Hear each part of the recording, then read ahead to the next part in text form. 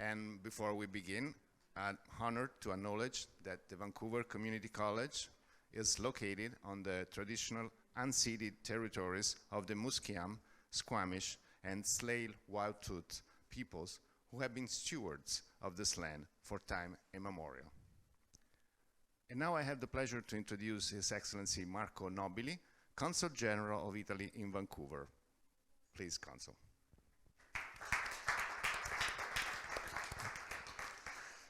Thank you, Marco, and thank you all. Welcome. I'm very happy and proud to be here for the 8th edition of the Week of the Italian Cuisine. It's very important for the Minister of Foreign Affairs. Imagine last year, in 2022, there were more than 1,400 events in all the world, so 35% more than the previous year. COVID is already finished. We are happy to be really in presence, and we can meet each other. We can see those guys that are preparing something very special. And why it's important? It's not only because of food and we like to have good stuff and drink good wine. It's also because Italy is trying to promote the Mediterranean cuisine. That is very important also because it's healthy, and also because it's a way of preserving the nature and all the environment. It's a way of preparing the stuff and eating stuff that is good also for the environment. So this is one of the main points that the Minister of Foreign Affairs is pushing. And one more thing, it's a kind of fusion, because Italy just in the middle of a lot of territories where you can find stuff from a lot of other places. So it's respectful of the ideas and the different tastes that you can find along the Mediterranean. So it's very important today to be here with you guys.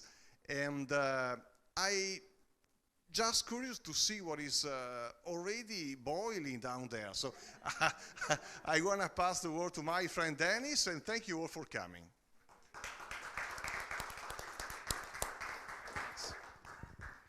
Thank you very much to the Consul General for being here and for welcoming us. So my name is Dennis Innes. I'm the Dean for the School of Hospitality, Food Studies, and Business here at Vancouver Community College.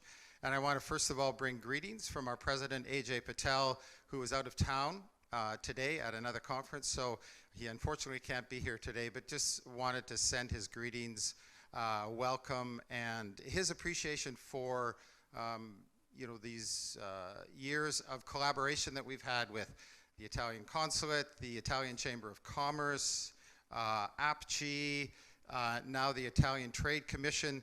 So, in that time, we have brought a three-star Michelin chef to Vancouver Community College to talk to our students, which was a phenomenal event for our students and chefs in the community. We sent a cohort of high school students to high school in Rome to study for 2 weeks, and again, changed their lives, just completely changed the direction of their lives in terms of what they wanted to do.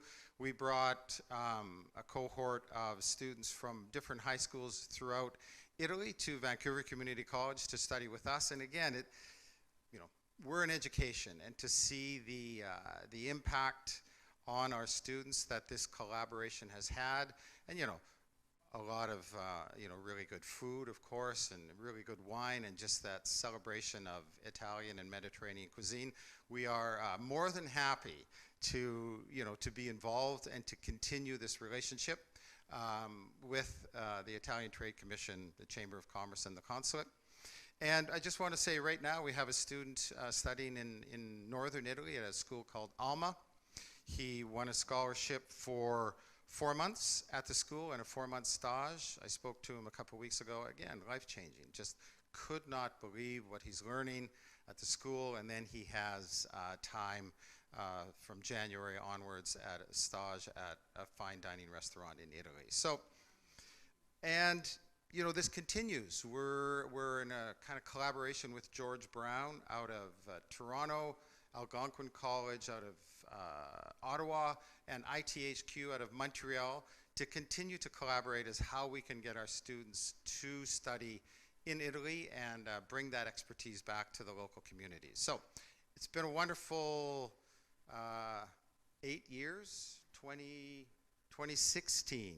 I'm looking at Ilaria. Was our first event here, masterclasses for both the community and our students. So it's been a wonderful collaboration. Look forward to some more, and I will now pass you back to Mr. Saladini. Thank you, Dennis. And so distinguished guests here in person and online, ladies and gentlemen, it's now my turn to warmly welcome you to today's masterclass, which will transport you to a kitchen located right in the heart of Emilia-Romagna, believe it or not. And as we said, we are celebrating today the 8th edition of the Week of Italian Cuisine in the World, aimed at showcasing the authenticity of Italian ingredients.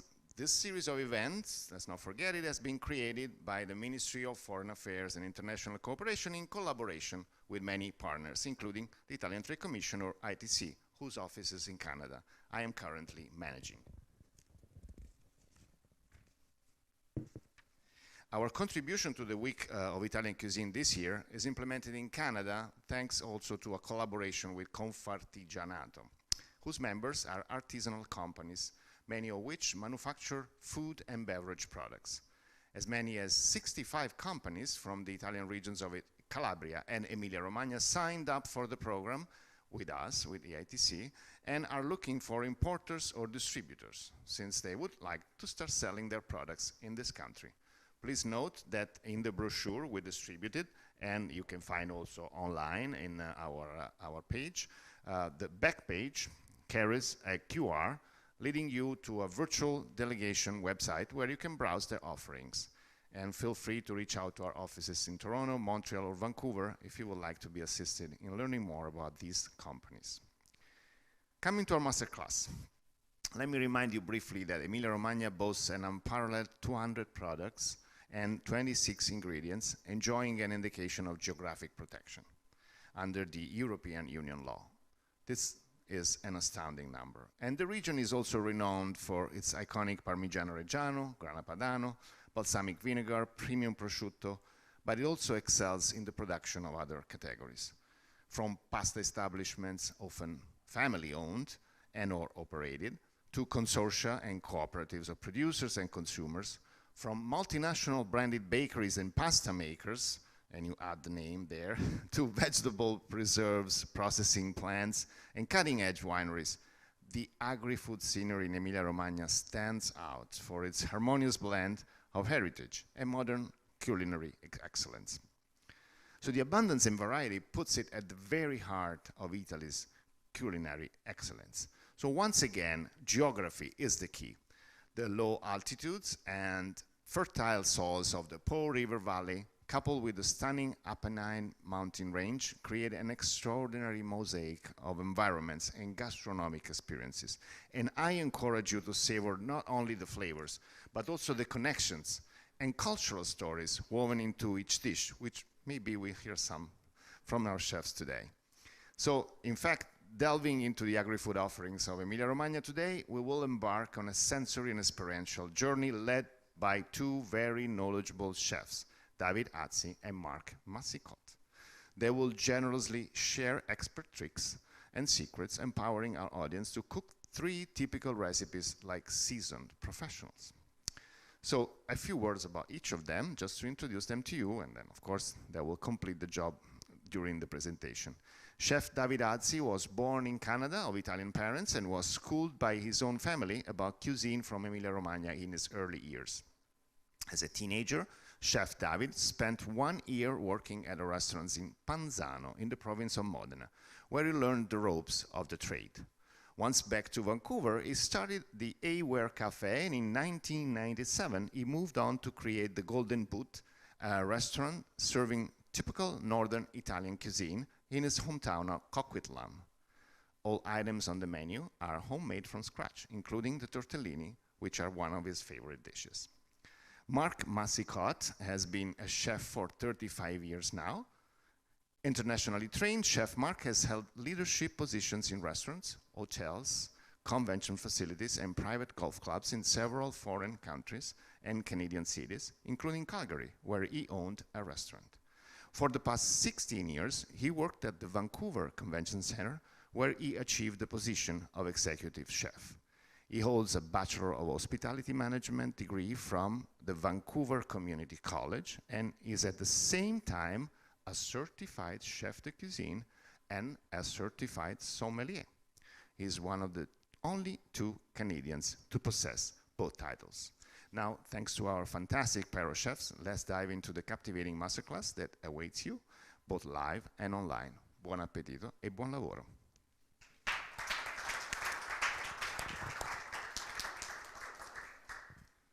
Welcome, everyone. How's everybody doing? Good. Who's been to Emilia Romagna? Anyone? Oh, quite a few people. Lucky. I've been fortunate enough to go there, loved it, but I'm not the expert. So Chef David's the expert. He's going to tell us what he's going to be making today, and I'm going to we got a list of questions to ask. Hopefully other people can ask us questions too. Don't be shy, raise your hand, I'll come over, and we'll try to answer your questions. To you. Thank you, Mark. Thanks for coming, everybody. The presentation to introduction to this, talking about Emilia Romagna, really makes me, it brings back some real memories, some passion, and just gratitude that there is such a place called Emilia Romagna. I don't want to get all gushy, but it really is nice. I'm just going to make, do I talk about myself? More? Yeah. It's all about me. Yeah. When I graduated high school, I wasn't really interested in going to university. I wanted to be a soccer player.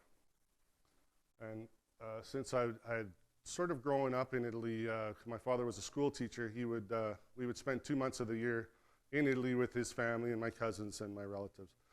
And I also had friends because every year I would meet the same people from the town and we would play soccer forever. So I feel like I was brought up maybe a quarter of my life in Italy and as an Italian, even though over there they call me Canadese. Over here people call me Italian. So I'm not sure what I am. I went there, like I said, to be a soccer player. I didn't make it. One of the biggest problems was I wasn't good enough. Being signed professionally in Italy at the time was virtually impossible unless you had proper Italian documents, which I don't have, and I still don't have an Italian passport. The reason being my father relinquished his Italian citizenship to work on the tugboats when he came here in 1950. So since he relinquished maybe I can talk to the Consulate General about this. Since he relinquished his Italian citizenship, I am not eligible to get an Italian passport, even though my father has an Italian passport now. Anyway, we'll talk about it. I've been in business for 26 years in Coquitlam, the Golden Boot it's called. I didn't name it an Italian name, I named it the Golden Boot. I thought people would figure out that the boot of Italy is gold. It's taken a long time, 26 years, to be somewhat successful. And my passion, like I said before, was making a cuisine from the Emilia-Romagna region, which at the time, 26 years ago, there wasn't any. There's nobody, I think maybe even still today, there's nobody in Vancouver that makes handmade tortellini, maybe tortelloni or bigger ones. But back in the day, there was nothing. Now there's quite a few restaurants that serve fresh homemade pasta, and it's really nice to see, even though they are competitors, I guess. Another thing, talking about ingredients, finding ingredients when I first opened 26 years ago, finding prosciutto di Parma was impossible. It wasn't allowed to be exported or imported into Canada. So many of the ingredients that were so dear and so needed for me to make the food that I wanted was very difficult to find. I think this is what we're talking about now, right? Trying to get those good products from Italy into Vancouver, into Canada, which would make life a lot more, life simpler for me. The biggest thing that I've noticed cooking this cuisine is the simplicity of it.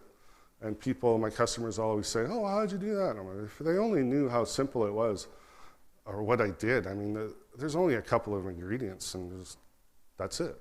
It works out. So they, oh my God, you find the right ingredients, you find the good ingredients, and you put a couple of them together and that's it. Stop. What we're going to make, like I said, simplicity is the thing. So we're going to just make pasta, a fresh pasta, and we'll talk about it as we go, I guess. Yes. And it's simple. All it is flour and eggs. Some people want to put olive oil. Some people want to put salt. Some people want to do this and that. So just flour and eggs. Now, we need good eggs. In Italy, the eggs are almost orange. They're the yolks are fantastic. I still haven't found them here.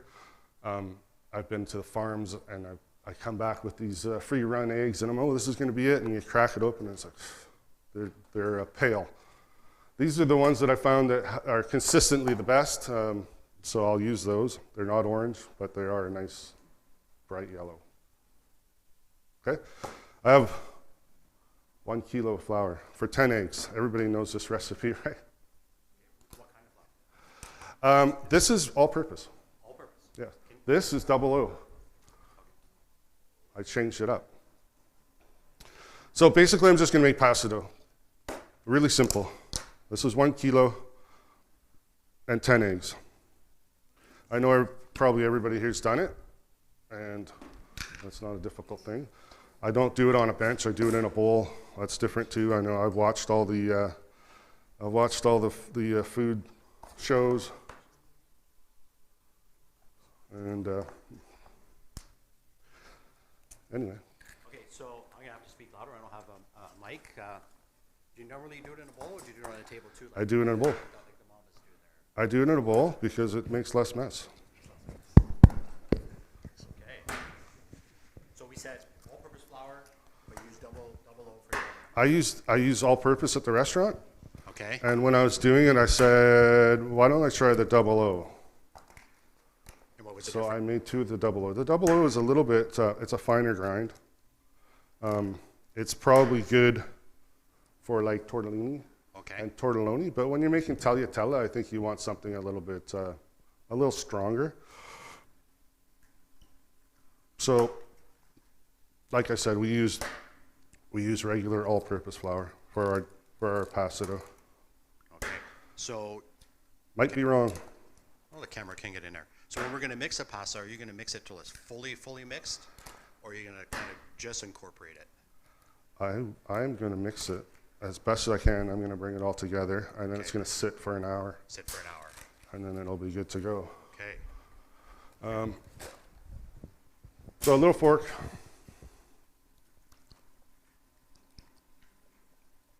So can I talk while you're doing that? You can talk away. Okay, so I got a long list of questions here. Yeah. Some are mine, some are have been done for me. So DOP products, all those IGP products, is it a hassle to get them here or not? It is. It is. Can we? It is.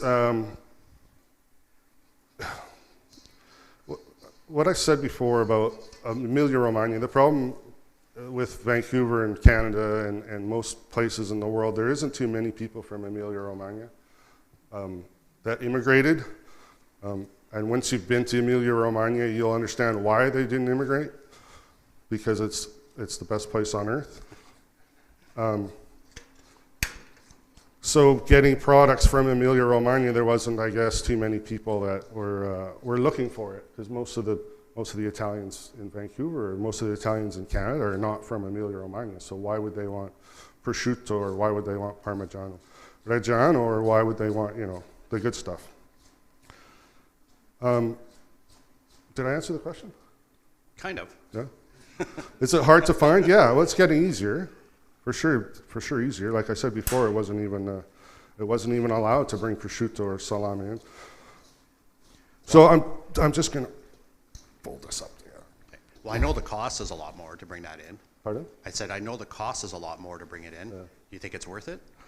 For the ingredients, yes. Yeah, I think it's worth it. I don't want to hammer on the Canadian people that make prosciutto and stuff, but it's just not the same, right? No, I agree. It's not the same. There's no substitute for great quality products. I would Exactly. say. Okay, so now you've kneaded it. How long are you going to knead it for? Normally I do it for a little bit. For a little bit? Put it in a bag, a little bit, like a minute. Put it in a bag and then go back to it because it needs time to relax. Yeah. And so do I. So do you, yeah. I know a lot of people, most of you probably already know how to make pasta, hopefully. But if you don't let it rest and you try to put it through the machine, it's just going to spring back, right? The gluten has been worked up so much that you're never going to be able to put it through the machine. And you're going to have tough pasta. So you need to let it rest for quite a while. Yeah. Let's get this out of the way. So this isn't done, right? We're just going to let it sit for, 10 minutes and go back at it. That was just a quick demonstration. See, there's no mess. Just like TV, I don't right? know why the people have Just to like do TV. it on the bench. Like, it doesn't make sense. You're going to put pasta on the bench now. Yeah, but it's not going to make a mess. Nobody likes messes. So while you're doing that, so tell me about your time in Emilia Romagna. How was the experience? Were you young? Were you older? I was just out of high school. Okay. Well, like I said before, I was there throughout my life. But when I really went there to live, I was 18. So being 18 in a place like in Italy is fantastic. But you were there before. You've been there before that. Yeah, I was Okay. there often. Because it is I kind of still go often. it's kind of scary moving to another country when you're 18. Well, I had relatives, I had cousins that were my age, and I had also friends that I knew. So they kind of took me under the wing, and then when you're playing soccer, you're on a team, so all of a sudden you've got 20 friends automatically. And when you're from a different country, normally people are really nice to you. Usually. Yeah. Yeah. So they laughed and they thought I was funny, and I don't know why, but I know it's tough. I moved to Germany when I was 19, and I didn't know how to speak German at all, and I went to work. So 18 is even harder. So good for you. 18 was fun. 18 was fun. Yeah, of course, it's always fun. A lot of fun. I wish I had more money, but I wish I could be 18 again. So the restaurant you were working at, what kind of restaurant? The restaurant I worked at was called Trattoria Tavola. I can't roll my R's, so I'll say Trattoria. It's Tavola. It's in Panzano, just outside of Modena, and it's typical cuisine from Modena. So tortellini handmade, tortelloni is a specialty tagliatella with ragu di prosciutto. So instead of using the pork that I use ground pork, he used actual prosciutto. Oh, really? Which makes the sauce just really, really rich. Well, I don't do it here. I've done it for specials, and it doesn't go Like prosciutto crudo or dried? crudo. Okay, crudo. Okay. So it's too rich for the people here. So I kind of do it maybe as a special once a year, and it doesn't really go off. But I get to eat Someday. Huh? Someday. it. Yeah, I get to eat it all. So we're going to make some tortellini now. So I have dough. This is the double of flour I made yesterday. I made it last night. I'm just going to roll it out nice and thin. I have a fancy cutter. We'll cut it, we'll stuff it, and then we'll show you how to fold it. And once again, it's really simple. So I know when I was in that part of the country, and you could walk by, there's all the pasta shops everywhere, and they have lots of tortellini. So how many tortellini a day did you make in a restaurant? Lots? We would open for lunch at 1 o'clock, I think. We'd end about 4 o'clock, and then the owner, my friend, his mother would come in with 3 or 4 other older ladies, and they would make tortellini and fada chiacchiere, which is talk. Yeah. It's gossip.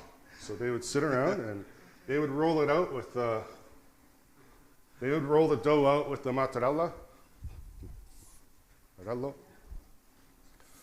This big, and the whole table. I would love to use this, but we don't have the space. All by I'm hand? not very good at it anyway. But anyway, it's a huge, and their arms are, it's unbelievable. And then they sit there and they do the chiacchiere and they talk and gossip. And then they each bring a bag home for their family. That was their payment. Serious? And then the restaurant got to keep a whole bunch of bags, right? So it was a lot of fun. I never really helped that much because I wasn't good enough, right? So they would tell me to get lost, so I would sweep up the floors and stuff like that. Does that mean you're just too slow? Is that what the way of being polite, saying you're too slow? Yeah. Like when I was younger? Okay, so now you're going to roll that through. Are you starting at the lowest setting at 0? Pretty much. I'm going Pretty down much. to what am I at? I'm at 3. I'm You're at 3 gonna already? fold it over around 2. Okay. And why do we fold it over? Just for the width, or? Yeah, just the proper sizing. Okay. Also get another knead in there, I guess. In the restaurant, obviously, we don't do the hand cranked one. We have a bigger one that's automatic. Makes life a lot simpler. And I haven't added any flour to it, so. Yeah, perfect. So once we get going on making a tortellini, we do have some students that come and help us, right? Just like the ladies at the restaurant. Yeah. Yeah. And they're nice enough to come and volunteer their One time. one thing about the tortellini that I make, they are a little bit bigger Than the little ones. than they are in the restaurant back in Italy. Mainly because my staff's too lazy to do it smaller. Every time I turn around, they're bigger and bigger. Oh yeah, then you got to make It's like, less. what are you guys doing? Well, if we make them bigger, then we don't have to make as many. Then they're not tortellini. So how thin do we want the pasta? Pardon? How thin do we want it? We want it fairly almost like see-through thin. See-through thin, okay. If it gets too thin, it'll dry out really quick, but it has to be thin. So tortellini means, torta is what? Torta is a cake. Ini means small, so the suffix ini is small. So when we go oni, tortelloni, oni is big, right? Okay. And at my restaurant, we make tortellacci, which are tortelloni, but acci, as a suffix, means biggest. Am I right? Okay. You Italian people? No? So ini small, oni big, acci biggest. So in a bit we're going to make tortelloni, but they're actually tortellacci, what I call them at the restaurant. All right. So we put some flour on the bottom. You sort of see through it. Yeah, kind of see-through, yeah. We probably could go a little bit thinner, but I think I'm done. Cut this. All right. Now, I don't normally work on stainless steel because I find that it sticks, but we'll see Yeah, what happens. it sticks once in a while. Wood is better. I used to use wood, but now I got a nice marble top. Okay. Marble's really nice. So this little gadget will make squares, nice, perfect squares. Oh, so far, so good. Oh, they look pretty small.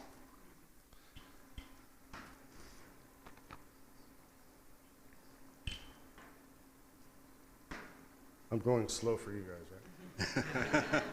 No? All right. So take all the nasty bits out. We'll do that Okay. one too. This you can just add to your old dough, right? Don't throw it away. Some of my guys throw it away, and I go nuts. I go, what are you doing? They just don't care. All right. Now, the tortellini stuffing. Where is that? Tortellini stuffing we use, which is typical. I've looked at all kinds of recipes. And just in a couple of weeks when I knew I was going to do this, I wanted proof that my recipe was correct, and I looked everywhere and I couldn't find it. People put chicken in it, people put beef, people put this and that. It's like, well, you know, in Italy, I'm sure you all know this, but in Italy, every town, every region, every province has different way of making things.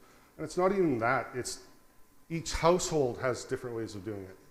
So this might not be correct for you, it's correct for me, it works for me, and You know, you put whatever you want to put in. Okay, so what's This in it? is pork. We use ground pork. We cook the pork. We put prosciutto, and we put mortadella. Some places don't cook the pork. My cousin started telling me that last year. Oh, we don't cook the pork. I'm like, what? I've been living a lie. So we cook the pork. We get prosciutto, we get mortadella, pretty much the same amounts of each. And then we, Parmigiano. Specific? I use part? Grana Padano, but Grana Padano, okay. Parmigiano Reggiano works too. Okay. King of cheeses. Nutmeg. Nutmeg, for some reason, is a huge thing in Emilia Romagna, Modena, and Bologna. They use tons of nutmeg. Salt, and that's pretty much it. And then we grind it up, and we have a paste, and we stick it in here. Okay. So you're going to show us how to make one, right? Yeah. Here. I need a sink. Need a sink? All right.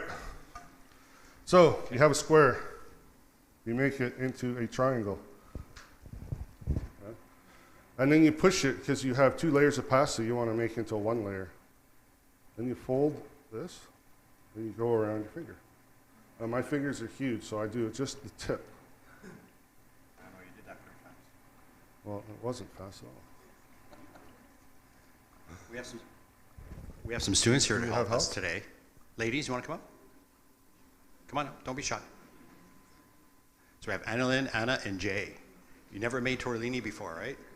Okay, we're going to get in here. We're going to give it a little bit of a hand on how to make it. All right. And thank you for volunteering. Yeah, thank you. Okay, so let's All right, show. We'll make a few. grab one. Go, go, go. Actually, no, go, go, go. Yeah, that's fine.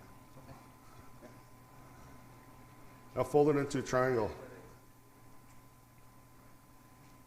Yeah, end to end. And then squish it. Okay. Squish it right down to the bottom. to the nub. Squish it hard. It's got to be like you got 2 layers of pasta. You want to make it into one, or else it'll be too hard when you eat it. Okay. Then grab one end with your finger and your thumb, and then just wrap it around your finger and squish those two. And those got to be squished too, right? Oh yeah. Success, success, success, success. That's pretty good. Yeah. You guys are great. Or it was my teaching. Okay, a few more thousand and we're ready to Yeah, go. keep going. Don't stop. Like how many would go in a bowl of tortellino brodo? Well, there's And, 20. We put 20. So 20 in when a I bowl. say 20, we usually go 25. So you- For a plate, we also serve it with sauce, tortellini with sauce. So normally alla panna, which is cream sauce or tomato cream sauce. I don't fight with my customers and tell them what to eat anymore. I used to. But Okay. if they want to order tortellini with whatever they want, they can have it. I'm not fighting anymore, even though they're wrong. It's not like Italy where they tell you how you have to have it. Yeah. So how many orders would you sell in a night, do you think? Like on a really busy night? 20. 20 orders? So 20, 20. 25? Most of them are done to order. We do freeze tortellini, but we don't make enough. So you would go through about 1,000. There's about say 50 per order in a sauce tortellini and Yeah. 25 in Yeah. a brodo. So ladies, what do you think about making 1,000 of these? Hey? They're concentrating. These are good. We don't want them perfect, right? Don't make them perfect. If you make them perfect, then people think the machine made them. We don't want that. We want them to be artisanal.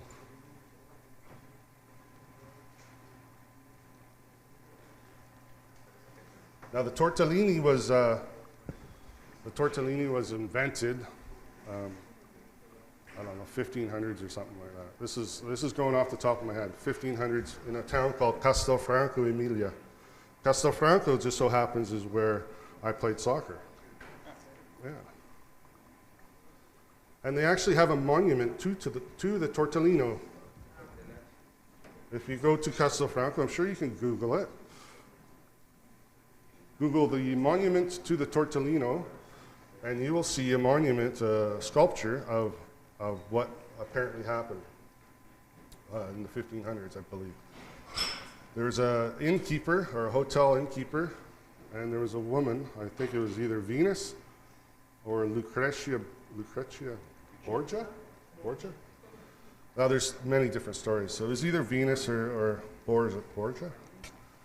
And she was beautiful, so the innkeeper is peeking through a keyhole to see into her room. And what he saw was her belly button. So he ran down to the kitchen and decided he was going to make a pasta that resembled her navel. Okay. I believe it. Yeah. Absolutely. And so there is a monument there. It's amazing. I have photos somewhere in my phone. But if you're ever there, definitely go, because you can have tortellini that are from where they were originated. Now, tortellini also has different names. Bologna makes them. Parma makes them. I think they're called agnolini in Parma. Everybody has, like I said, different regions, different towns, different cities have different names, different ingredients for sort of the same thing. Cool? Did that work out? Cool. Yeah. So we have enough here for 2 bowls. Just about enough for one plate. Yeah? Just enough for one plate, yeah.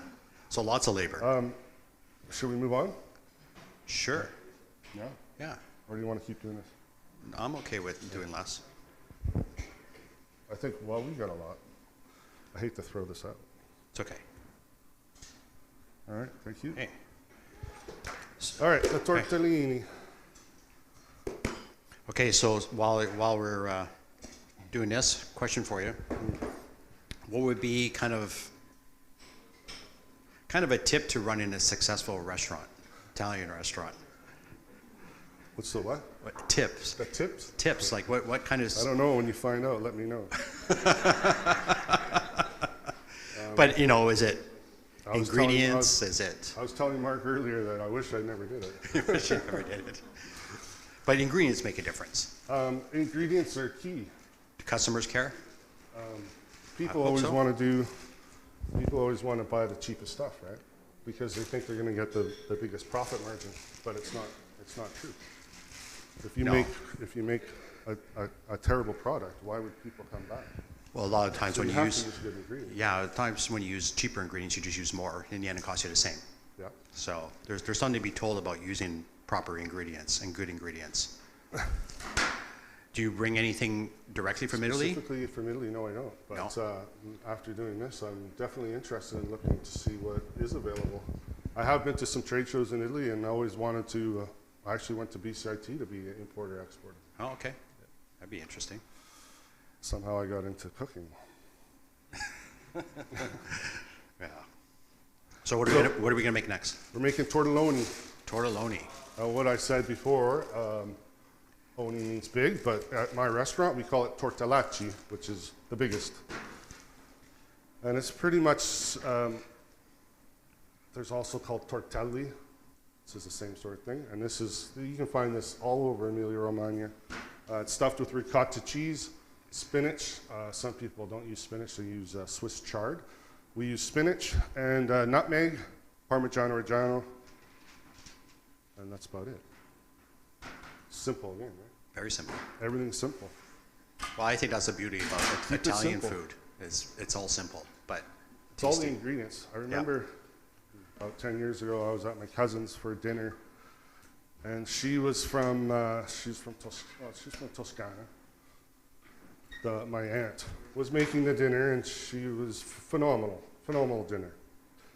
And there's maybe 25 of us around the table and all laughing, and we gave her a big clap, like Italians do, and thanked her for a phenomenal meal.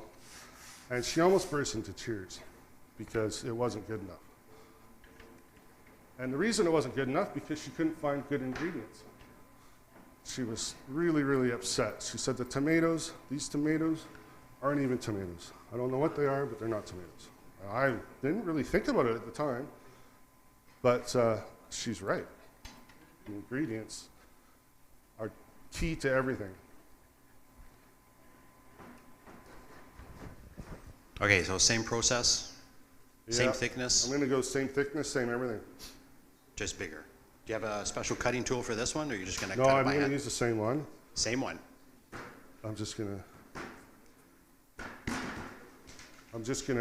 I'll show you. Okay.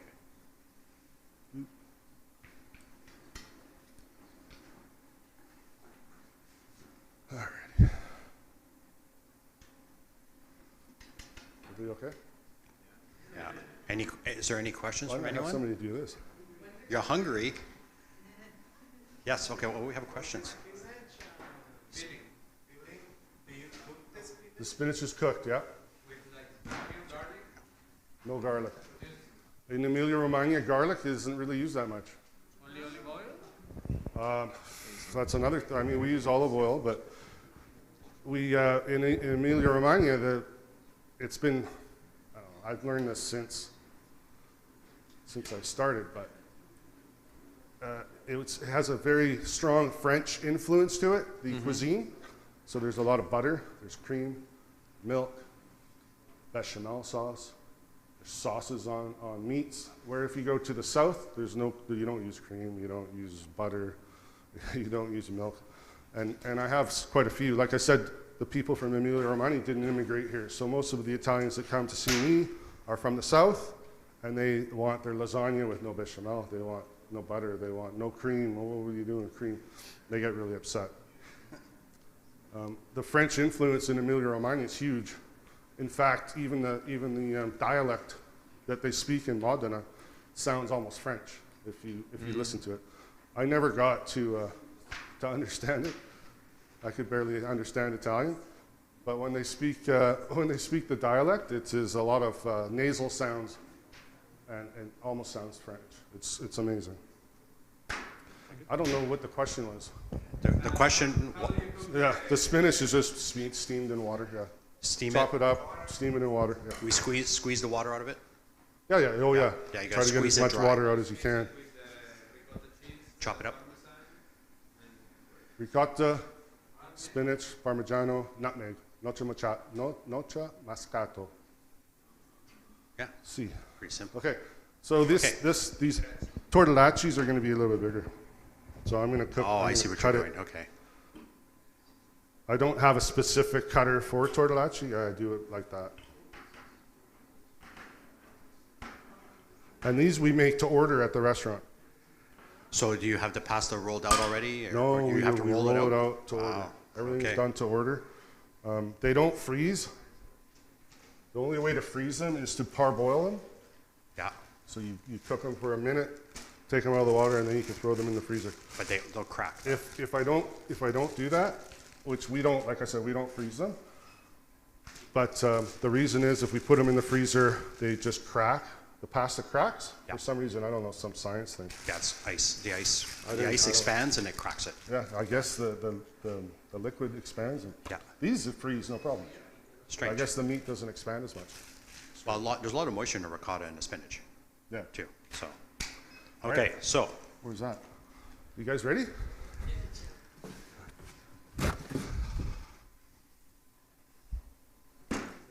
Okay, ricotta spinach.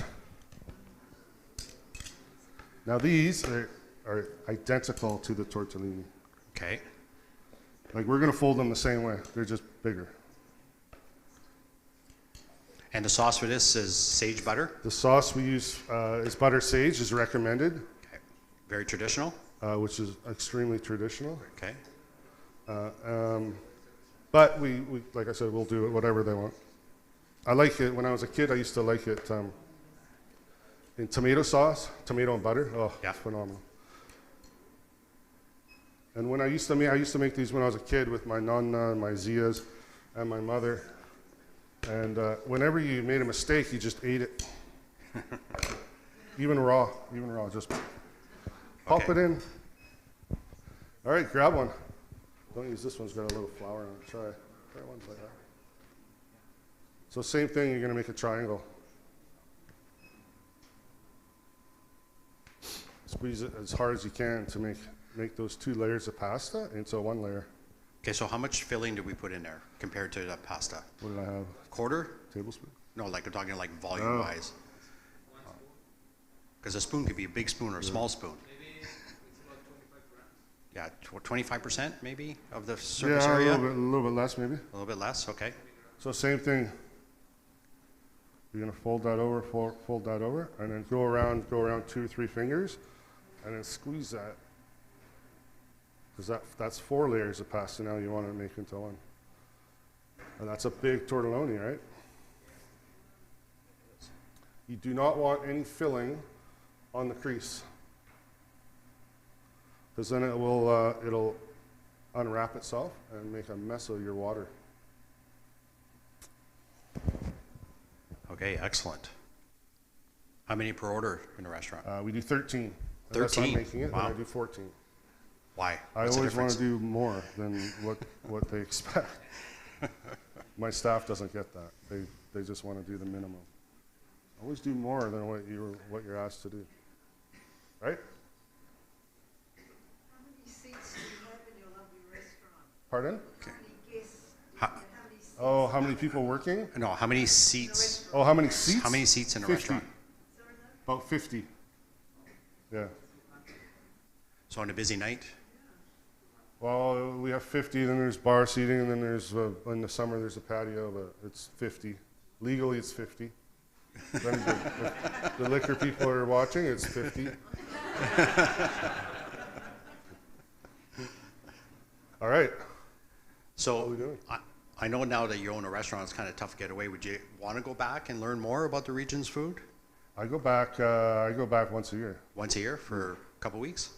1 or 2 weeks, yeah. Yeah? Just go to I restaurants, see didn't what go they're this doing? year because I was at the World Cup last year in Qatar, so I can't afford it. But Wow. Definitely I go. Last time I was there, I was in Parma for the Cibus trade show, food show. Okay. Unbelievable. Like the food, I want to go back and live there actually. That'd be nice. If I can somehow get out of the restaurant, I'm out of here. Get out of there. Okay? Okay. Good job, thank you. Yeah, thank you, ladies. Those are good.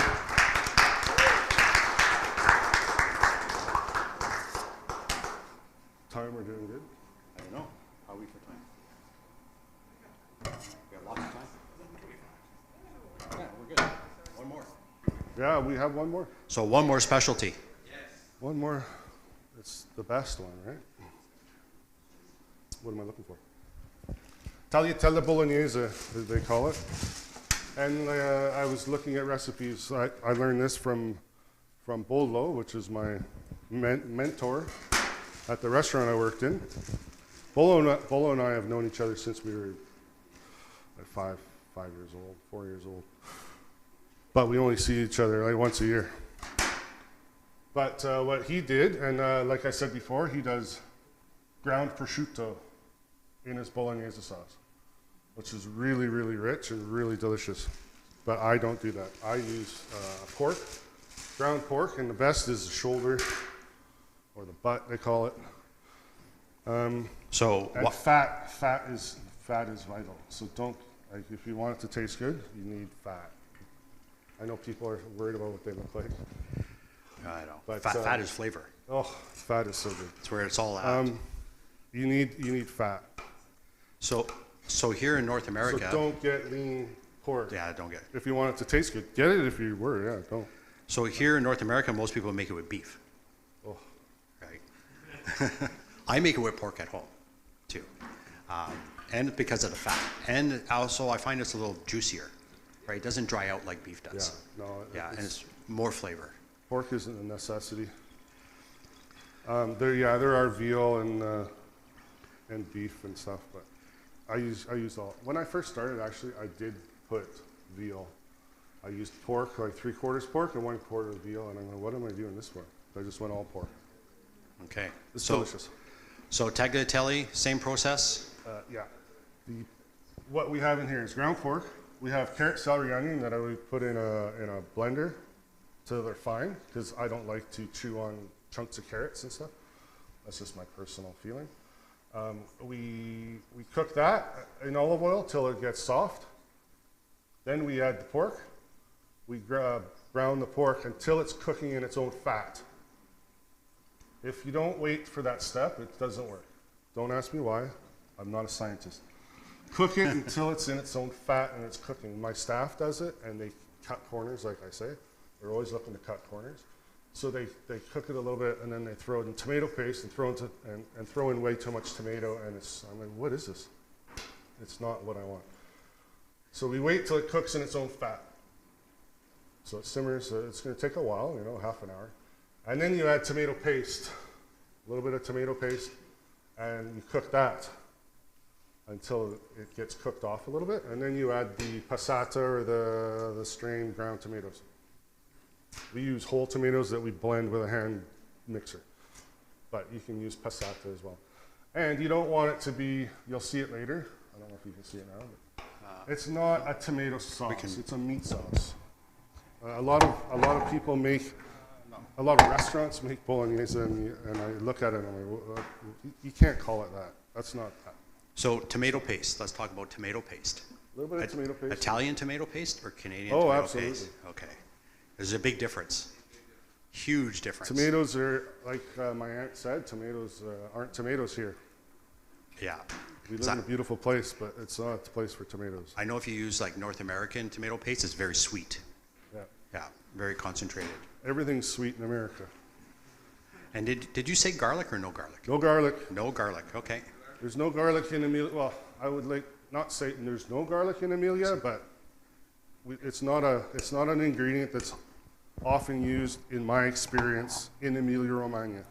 The flavors of the ingredients already make it. You don't need garlic. Can you repeat please the ingredients? What is inside? For the bolognese, Yes. carrot, celery, onion, cooked in olive oil, or any other oil. I use olive oil.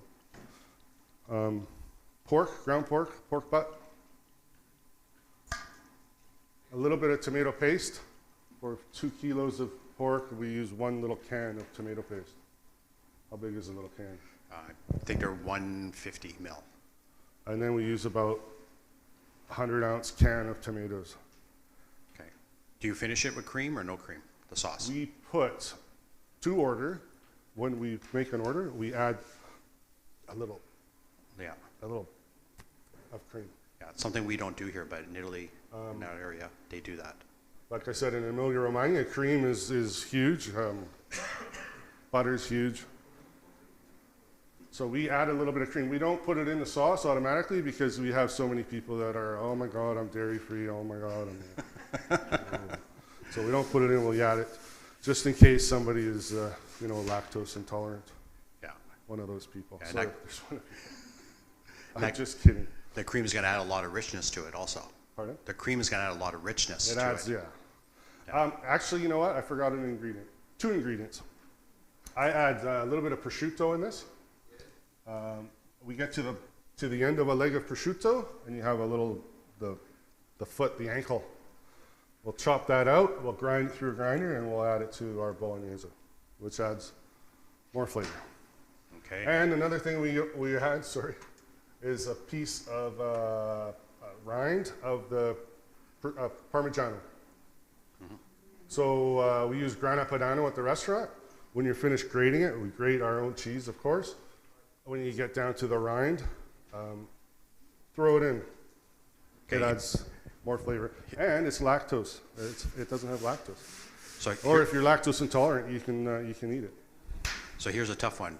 Why Reggiano instead of Why grana padano instead of Reggiano? Yeah. It used to be because it was a couple dollars cheaper a kilo. Cheaper, okay.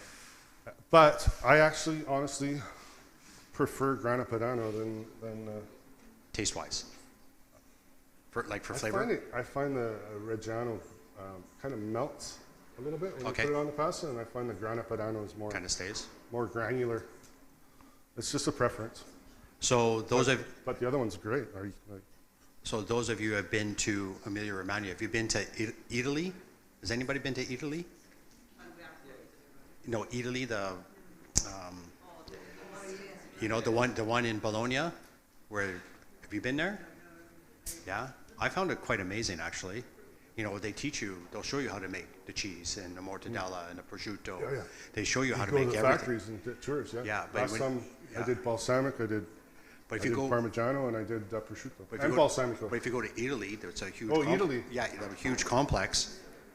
And they have gardens, they have livestock, they have all the restaurants, I think No, it's 23 crazy. restaurants. So we're gonna make tagliatella here. Fico, yeah.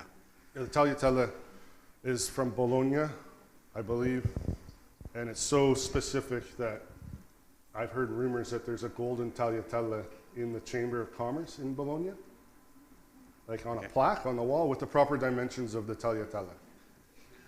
Now, I've been to Bologna for a whole day searching for this golden tagliatella, and I could not find it, and my wife wouldn't talk to me for the rest of the week. I went into all kinds of offices, like the mayor's office, stuff like that, looking for the golden tagliatella, and they looked at me like I was from a different planet. So I never did find it, but it is there. I will look again. I will find it. Okay, so what are The the proper dimensions? dimensions, I'm not sure. I don't have it written down, so we're going to do the dimensions I use. I think it's like a And quarter. I'm actually going to cut. I'm not going to cut it by hand because I don't have my knife. Okay, I don't have a knife. But in the restaurant, it would be rolled out, and then you fold it over like so, and you go chop, chop, chop, chop, chop, chop, chop, chop, chop, and then you grab it and go, and it turns out into these beautiful ribbons of pasta that they're fantastic. Anyway, we're gonna run it through this little doohickey, and it'll work. so the pasta looks a little bit thicker than a tortellini one. Is that correct? I'm gonna roll it. I'm gonna. Oh, you can go one more? I'm not happy with that. I'm gonna Okay. go a little bit thinner. Okay. What was I gonna say? It's okay. I've said enough, I think, eh? Pardon? Oh, yeah? What kind of knife? Oh, a real knife? Okay, I thought,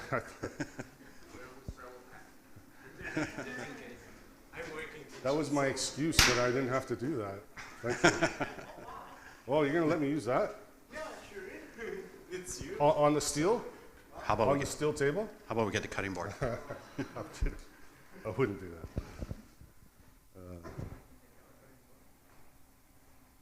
Ooh. All right, so if we're gonna fold it over, we're gonna have to add some flour.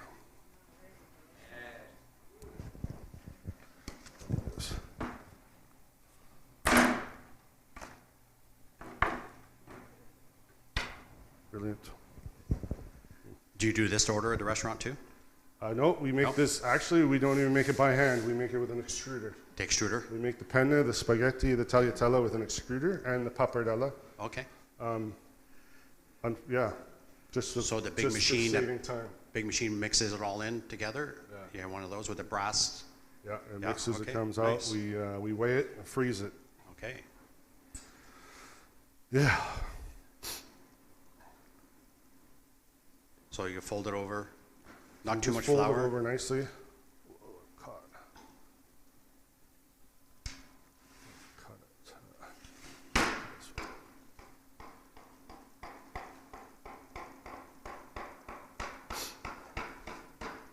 And again, we don't want it to be perfect. Okay. If it's perfect, If why? we do Because it it looks like it came perfectly, through a then machine? people won't know that it's handmade. Yeah. So you just grab this and, What about the length? well, I'm sure there is proper dimensions. No, but I guess you don't want it online. too Like short. I said, that golden tagliatella. We do it 8 to 12 inches? probably a little bit longer than that. Yeah, okay. So a question for you, when you're doing you serve dry pasta at all? Or do you make all fresh pasta? No, we make everything with the extruder or by Okay, hand. okay. And then what would be the weight The weight. of a pasta? The weight of the raw? tortellini per order Yeah. would be 230 grams. And a fettuccine? The tagliatella would Or be sorry, so my mistake. the Technically. tagliatella would be about 180. 180 grams, okay. Okay, The tortelloni are done by count, so we do 13. The penne are 165 grams. 65, okay. 165. 165, It's okay. a little less than the tagliatella, only because the penne have more volume, so that it looks bigger on a plate. Where if you make spaghetti, you make a 160 spaghetti, then it looks really small on Yeah, a plate. really And small, people yeah. right away, oh, they're getting ripped off. Go to Boston Pizza, you know. Okay, so the one There thing you get a big plate like this. so just to go back a little bit for the tortellini and brodo, your stock. What are we The using broth, for stock? okay. Broth today. The broth, we make chicken, whole chicken, bay leaf, pepper, kernels, Yeah. corns. Peppercorns, yeah. That's it. That's it? No vegetables? Oh, sorry, carrot celery. Or what do you do with the chicken after? Do you use it? Oh, guess I shouldn't ask that. But at least you make a good broth, right? Normally, there's nothing really left of it. Okay, oh, Like because you cook it for so long? I used to say to myself, "Oh, we can make cannelloni out of this, or we can do the sauce with the chicken." But you taste the chicken, It's there's really nothing- dry. there's Gets nothing left really of it. dry, yeah. Like all the flavor's gone, and it's into the broth. Okay. For me, my staff end up picking at it though. Salt and pepper Salt and pepper after, yeah. at the end? Okay. Okay. So made these a few times. Do we have any more questions? It's interesting, Oh. you don't put salt in your pasta when you make There's no salt. No. You salt the sauce. Yeah. Do you salt the water? We will salt the water, yeah. Okay. Yeah, my staff don't salt the water enough. I go and make myself pasta. And I'm like, did you salt the water? It's funny when I teach at school and we're cooking pasta, and I say, well, "Do you put some salt in the water?" And they take and you just put a little bit in. Yeah. And It's I like- come along and I take a handful and I put it in, The- and the looks on their Nice. faces. But you need This quite a is bit. nice. I like it. Can I keep it? It's got a good weight. Really nice. Here we can wipe it off. Thank you. That's awesome. I gotta get me one of them. That's another problem. I get a knife and I say nobody's allowed to touch my knife. Oh, that's cheap. 200. Yeah, right. You get $200 from. Yeah, I get my own knife. I said nobody touch my knife, please. I want to keep it sharp. Well, the next day it's in the sink. It's in the dishwasher. It's on. Oh, so frustrating. Okay, so chef, Well, what's next? I'm making more of this. Yeah, because we're We're all making gonna eat more? this, Yeah. We're all gonna eat that? Well, at the end, Okay. when we're done. I Okay, mean, so we're gonna make more? we're pretty much done. Pretty much. I'm Everybody's going to hungry? fire more of this out. Do you want to make it while people are Asking questions? Do they have questions? coming up? We got to make more tortellacci too. Oh my God. Yeah? Okay, so we've got, I'm going to put this over here. This water isn't boiling still, eh? Almost. yeah, it's been All right, I'm going almost. to roll out tagliatelle. Oh, we'll do the Let's do tortellacci. tortellacci first. We'll make Do some we more got the of helpers? these. Okay, you want to come up, back up? We need like one each. How many people here? Count off. I'd say everybody in the back. They don't count. They'll probably come up anyways. I'd say probably They're not 40, paying attention. 40 or so, probably about 40. 40? How many we got? We've got 12? 12, We got one order. one order. Okay, All right, well, let's do this. okay, we'll go at restaurant Lot of speed. this.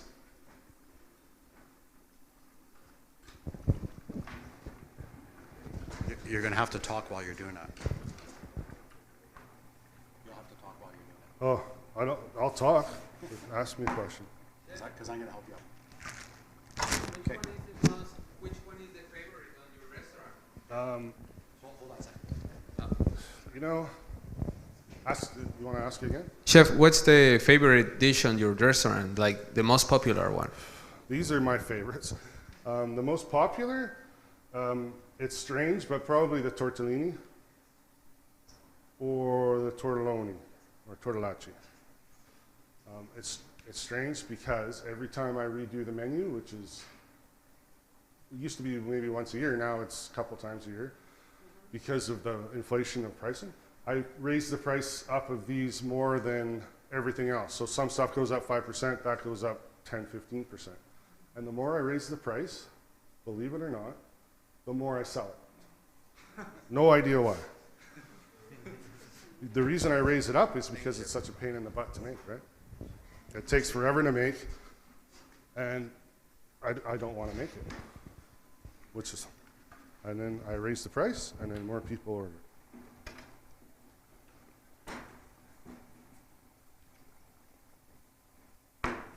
So I'll tell I'm gonna, oh, I'm making, so I was just saying, I'm using lots of flour because I want it to be dried out.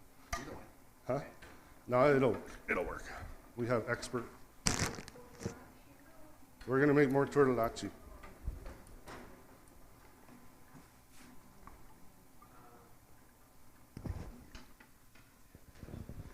I'll just leave it with you. Chef, which type of sauce do you use for the tortellacci? Tortellacci, we use butter and sage. Just butter with sage. Yeah. A little bit of salt. Really simple, like everything else, right? We keep things as simple as possible. One of my favorite things to do when I come home from work is to eat pasta, and I don't eat the good stuff because it costs too much to make. I go home and have dried spaghetti with tomato sauce and butter. It's so good. I don't know why. Maybe it makes me feel like a kid again. Now, what are the hours of your restaurant, and what are you open 7 days a week? Or Yeah, we're open for lunch Tuesday to Friday, and then we're open for dinner Tuesday to Sunday at 4:30. My father, I'm talking about tortellini again. My father is in a care home, and I go pick him up and bring him for lunch every day. And he has the same thing every day. He has tortellini soup and a tiramisu. do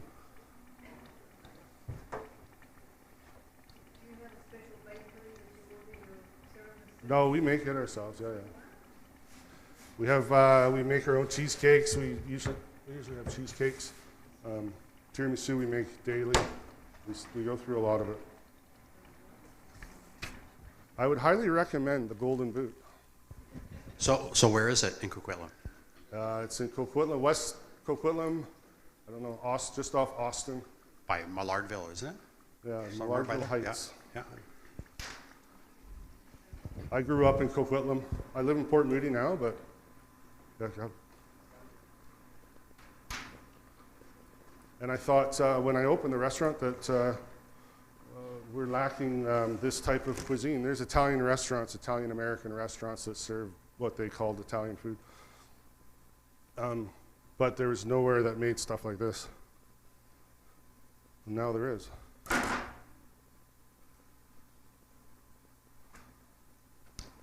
And like I said earlier, there's many more restaurants that are starting to do this, which is really nice to see for me, so that I can actually go out and eat Italian food.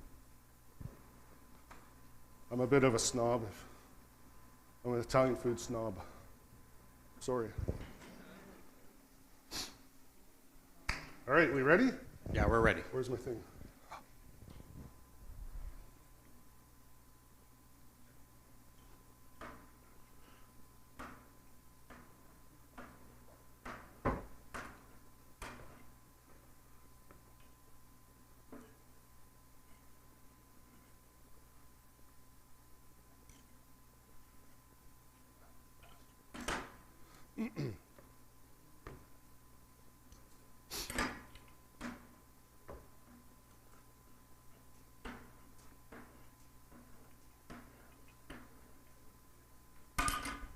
All right.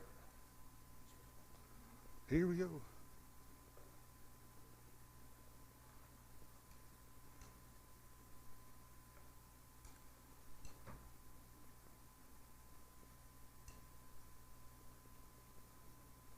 We go a little less, Mark. Just because we might run out, and because it's easier to fold. Yeah, it's easier to fold. We don't want any filling in the creases or the seams. My English not too good. My Italian worse.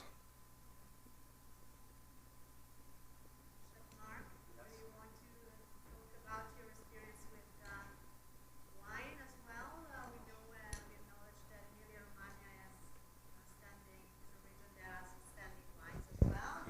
You're going to put me on the spot. Yeah, I'm going to put you on the spot, and maybe you can tell us a little bit about your experience and how we can eventually find the pairing wines for this recipe that we did today.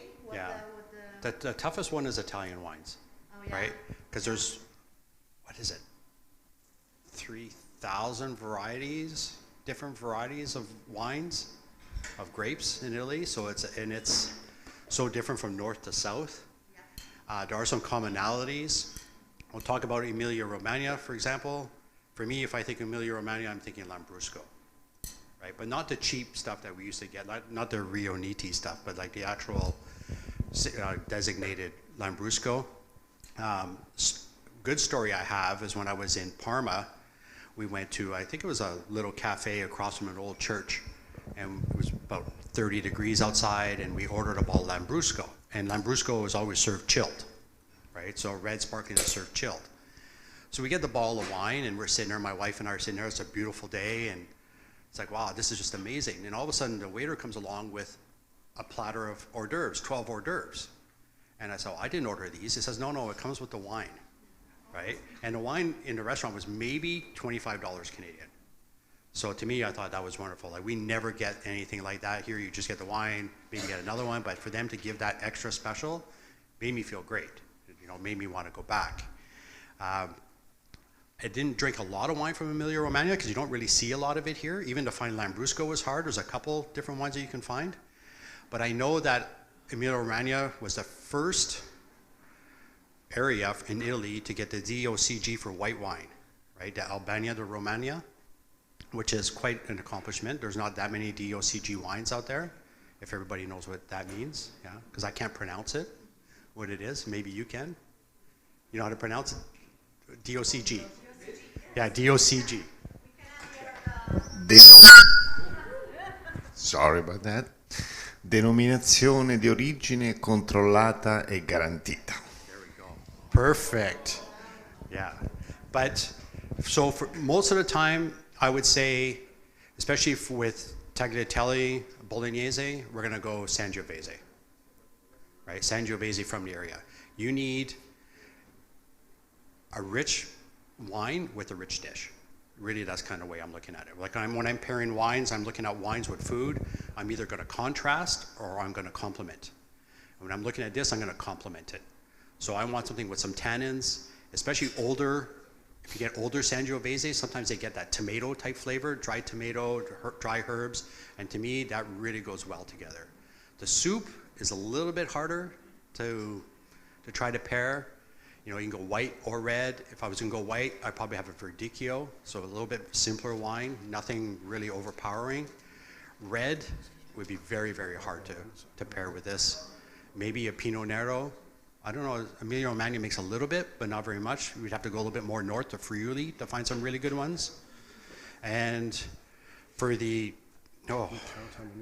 large tortellini with the sage and ricotta cheese, I would probably go more to something really fruity like a Barbera.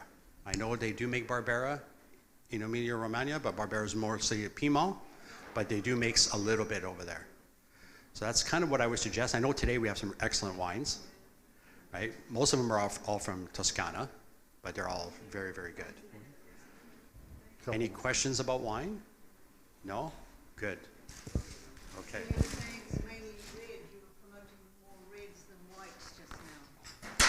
Yeah, I'm promoting more reds than whites, yeah. Just because of the dishes that we're having. For myself, I love whites. I drink whites and reds, but whites are harder to match with certain foods, right? Because you need lighter foods with the whites. Unless you're getting into like Chardonnays, something that are a little bit meaty of whites, yeah. But it's a little bit harder to match. You could try, I did do some reading, they were saying Prosecco, but Prosecco to me is good on its own. Yeah. Okay, so chef, how are we doing? We're making a little bit more tortelloni. Oh, okay. Talking about Lambrusco, I remember Lambrusco? when the only Lambrusco you could find here was the Amabile, the sweet one. Oh, The really sweet one? Now they have a couple, but it's still not enough. No. I don't sell any. I have it on the menu. You won't Nobody sell ever any? heard of it. Because people don't I know have about, to drink it all. they don't know about it. No. Like, when you go to Emilia Romagna, they're on all the menus. Yeah, Yeah, you go to a deli, it's on a menu in a deli. It's cheaper than a Coca-Cola. Yeah, it is. Well, that's a funny thing. When first time I went to Italy, you either have bottled water, beer, pop, or wine, all the same price, right? So you might as well have wine or beer. So how many more are we gonna make? We got 40. I don't know what the count is. I think 40 is good. Huh? 40 is good. 40? Well, we're going to make a couple more. Okay. And then we're gonna make some tagliatelle, And then tagliatelle, and then let's eat. now let's eat. Yeah. Okay.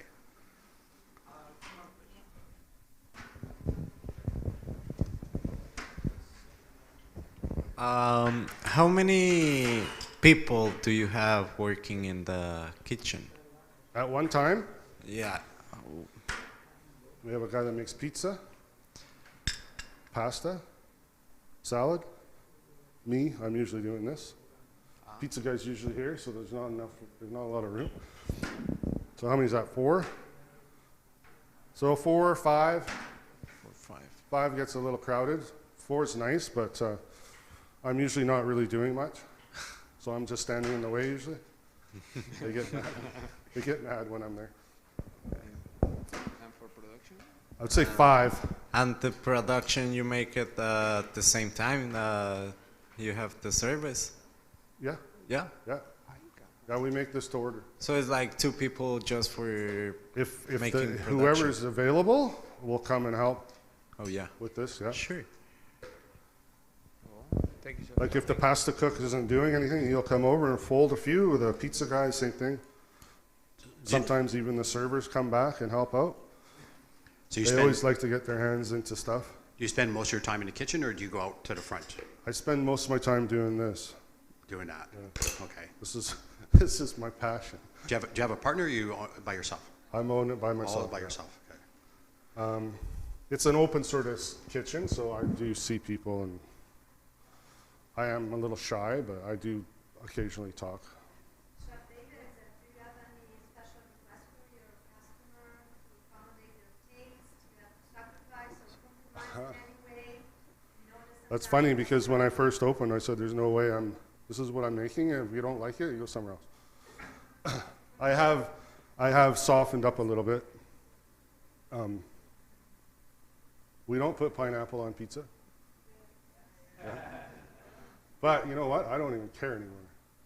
If you want to put pineapple on your pizza, I'll bring it in, I'll put it on. Pepperoni. I remember when I was a kid, I went with a soccer team to Italy for a tour, and we were 16 years old. So we go to the restaurant, and everybody, all my teammates, they want pepperoni pizza. Pepperoni pizza. Weren't they surprised when the pizza came with pepperoni, like peppers? Pepperoni in Italian is peppers. They were not happy. So I said when I opened, I'm not doing pepperoni pizza. They can go to Pizza Hut. I do have pepperoni. It's not on the menu, but I do have it. It's in the freezer. If you want pepperoni, I'll do it. I'm soft. But yeah, I've tried not to change the way I make my food. I try to keep it as traditional as I possibly can. Yes, there are times when people want it overcooked. It hurts my heart when people want their pasta overcooked. And I have a little bit of a snit in the kitchen and throw stuff, but we do it. Okay?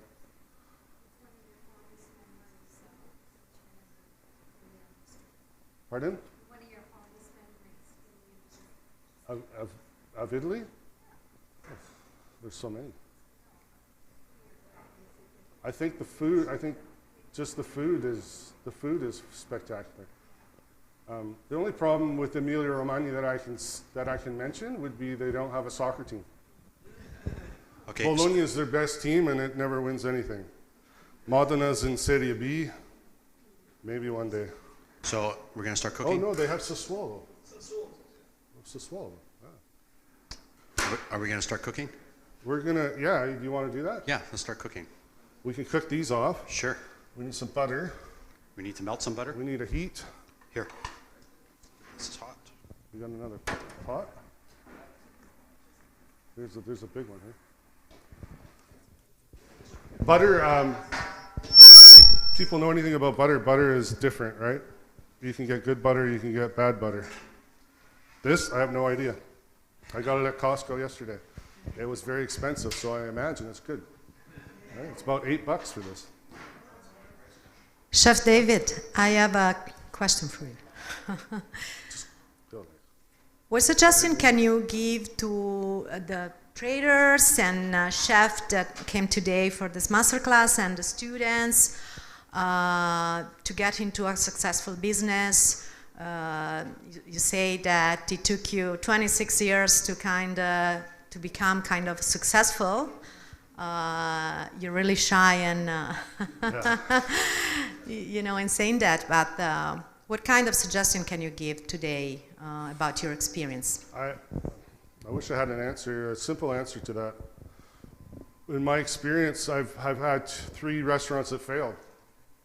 I tried to expand 3 different times and they all cost me a bunch of money. And what was different? Nothing was different.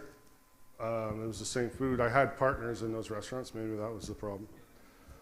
But I don't know the answer really.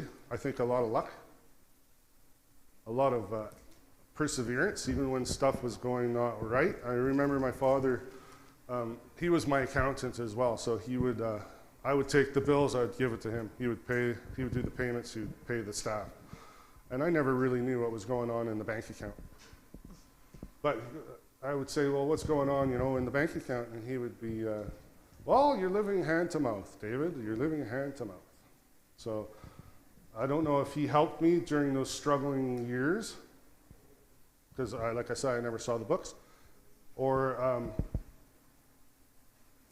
if his what am I looking for, the word? He was always telling me to be patient and not to worry. So I don't know if that meant he was helping me out, or if his advice, being patient, was right. And now I tell my daughters the same thing when they're having a struggle. I say, just be patient, things will work out. And they, you know what, they always work out. For me. Thank you. Good? The sage, so it's just butter. It's unsalted butter, so we're going to add salt to it. The sage we just scrumple up or tear some and scrumple some and just throw it in.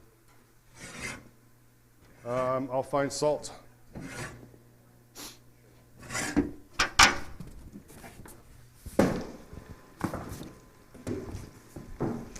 I didn't bring any pepper, but you can throw some pepper in there too, right?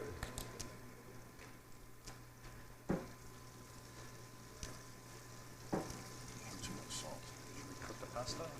Yeah. How many at a time? Turn that off. I still got, okay. Coming over. You didn't salt it, did you? No. So the water you want salted, they say like the Mediterranean. I don't know if you ever tasted the salt in the Mediterranean, but it's pretty salty. Go to lunch. I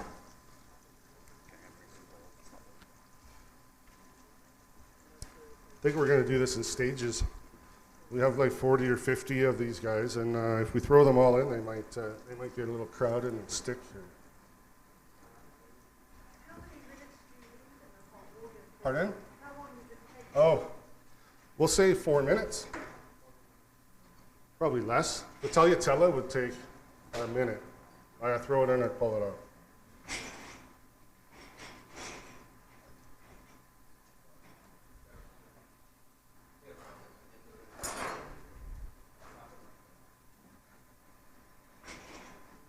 They're all sticking together. We did good. I said 4 minutes, but you know, if they're so fresh, it'll probably just be a couple.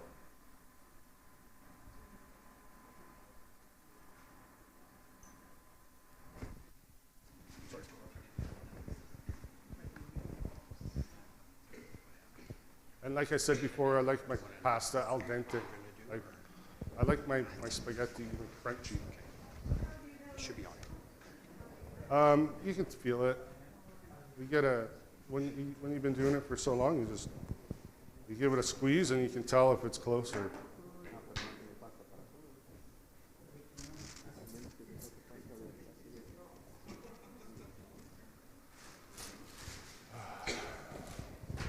Question? Hi, Chef. Good morning. I just want to ask about your restaurant. How many employees do you put per shift, including you? There's 5, say, in the kitchen, dishwasher, 6, 2 or 3 servers, and a telephone maitre d'. How many is that? 10. Yeah, it's probably too many. But when we get busy, it gets a little scary. And I don't like to count myself. Like I said, I just come in and kind of stand in the way and make everybody angry. I tell jokes, nobody gets them.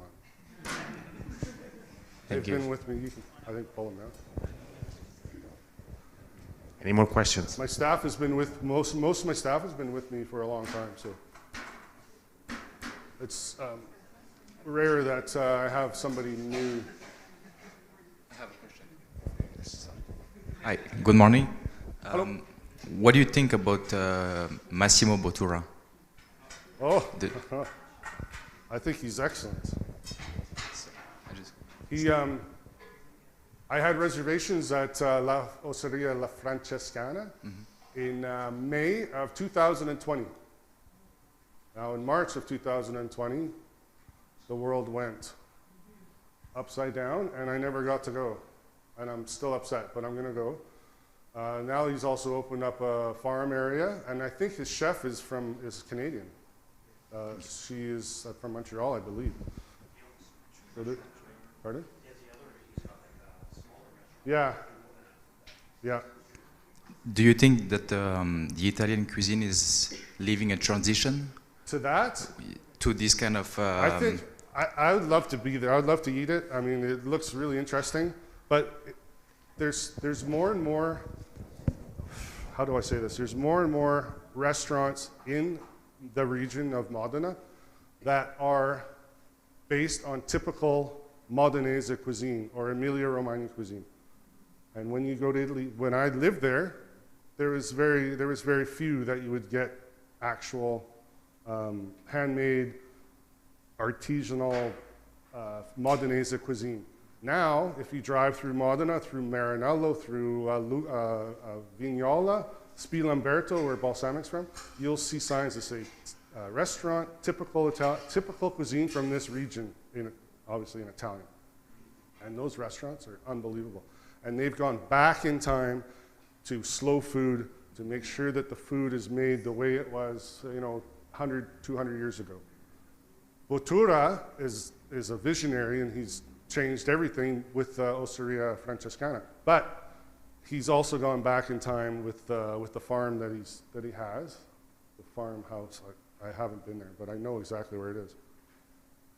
So it's very important that they're going back and not going forward where all of a sudden, because like I said, when I was there, the big thing was American cuisine. So now, hamburger, let's go hamburger. No, let's not go hamburger, please. Let's do tagliatella. Well, we have tagliatella every day. I don't. So, yeah, good question. Any more questions? We're good, eh? Did you taste this salt in that?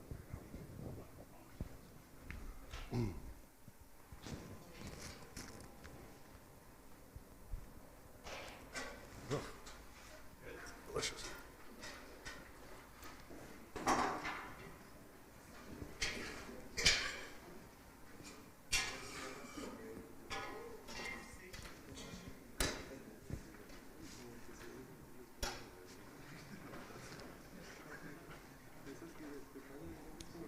Probably getting this off the heat. And you get the soup on. Or this can come off.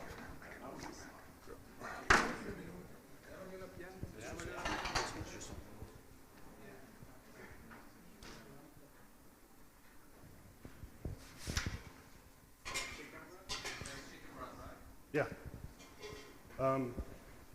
In Modena, they use capon broth as well. I don't know what a capon is. It's a male chicken. Castrated male chicken. Wow. But yeah, you can use chicken. Very simple.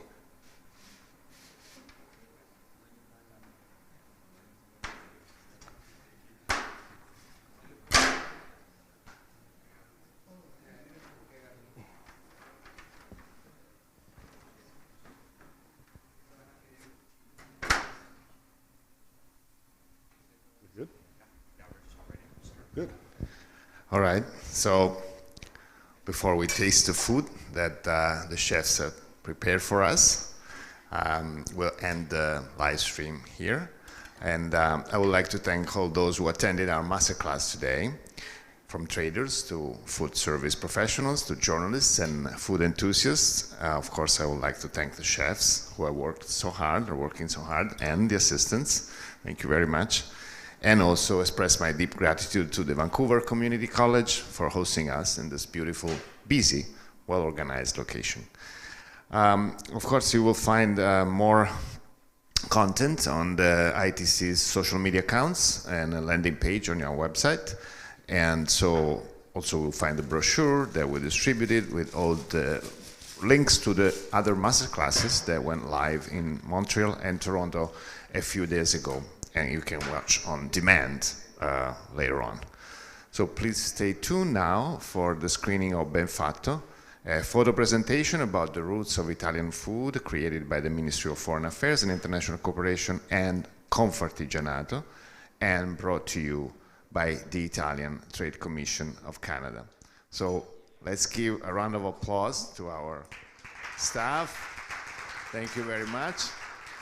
Arrivederci. And buon appetito to you all. Thank you.